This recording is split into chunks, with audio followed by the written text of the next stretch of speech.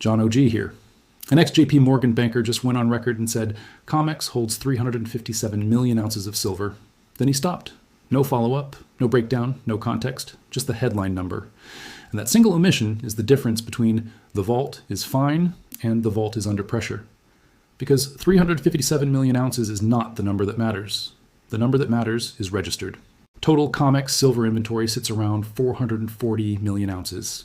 Sounds comfortable, sounds stable, sounds like there's no issue, but only about 120 to 125 million ounces of that is registered. Less than 30%. Less than 1/3 of the reported silver can actually be delivered against a futures contract right now. The rest is eligible. Eligible means it meets purity and bar specifications. It is sitting in the vault. It looks like deliverable silver, but it does not have a warrant attached. It cannot be delivered unless the owner voluntarily converts it. And here's the part nobody explains clearly enough. Owners do not have to convert. They can watch the same vault reports you watch. They can watch delivery rates. They can watch industrial demand. They can decide that converting their silver into deliverable status at current prices would mean surrendering metal they believe is undervalued. That changes everything. Imagine a parking garage that advertises 1,000 spaces, but 700 of them are privately leased. 150 are in transition. Only 150 are actually available to the public. If someone tells you there are 1,000 spaces, no problem, they are technically correct, but practically wrong. That is the difference between total inventory and registered inventory. The March futures contract alone represents hundreds of millions of ounces in open interest, against roughly 120 million ounces of registered silver. The system functions only as long as most traders roll forward or settle in cash. When delivery rates rise, the math tightens fast. Registered silver has declined dramatically from prior peaks.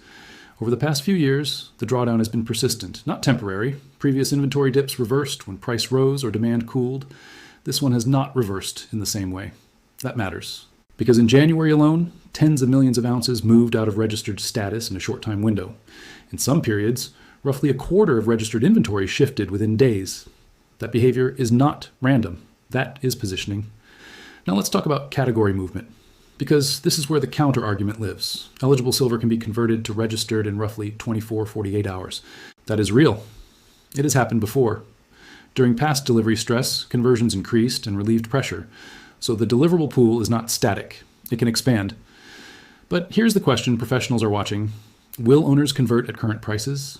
If delivery requests stay within historical norms, the system absorbs it. If elevated delivery rates persist, registered supply compresses quickly.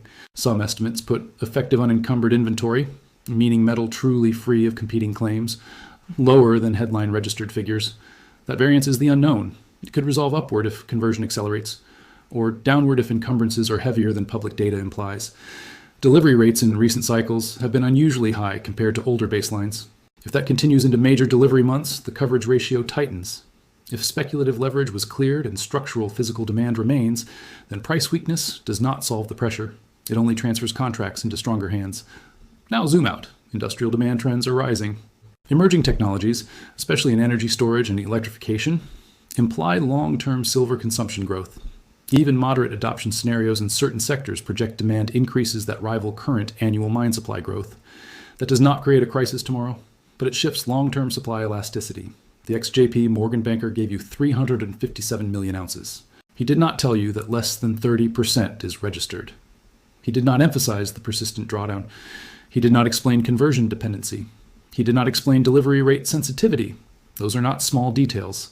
They are the framework. Watch the daily warehouse report. Watch the registered column, not just total. Watch delivery notices during major contract months.